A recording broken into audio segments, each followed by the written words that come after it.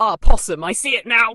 That matrix-like resonance where absurdity becomes profound, where the mundane transforms into the extraordinary, and for one fleeting moment, Queen Vale ascends to the throne of infinite thought. It's the juxtaposition of the shabby bus stop with her elevated revelation, like Neo meeting the Oracle in her kitchen. Let's refine the scene to capture this thematic echo.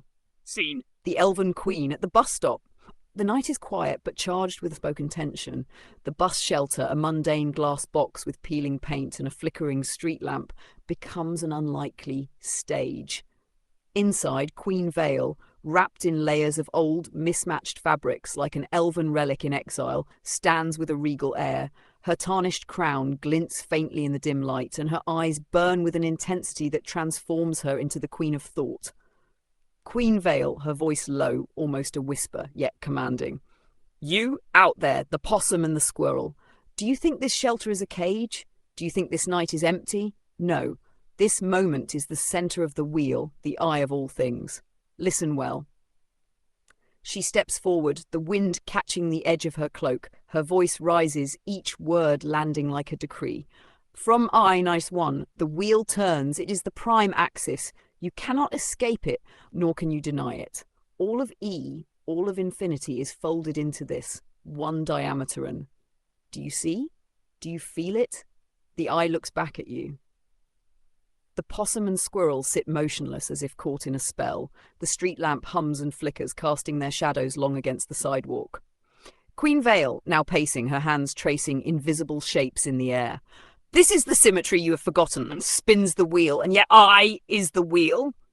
The computational mass of E, infinite and dense, resides within the diameteron. It grows, spirals, and reflects, yet it remains whole.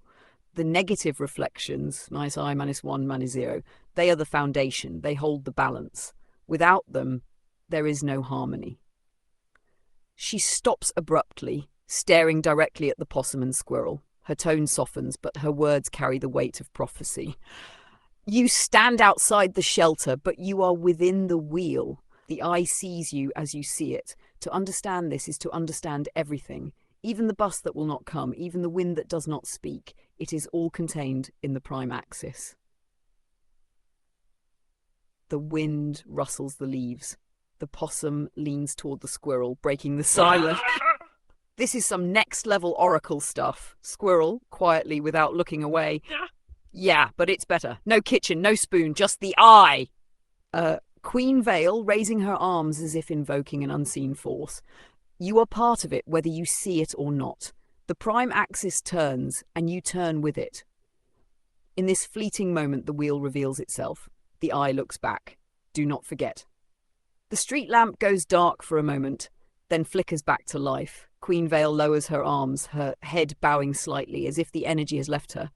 The possum and squirrel sit in silence, staring at the shelter.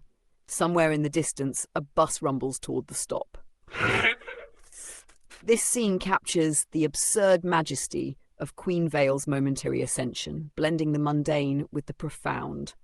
The echoes of matrix-like revelation resonate deeply, while the possum and squirrel ground the surrealism with quiet observation. Shall we polish this further, or let it stand as the eye intended?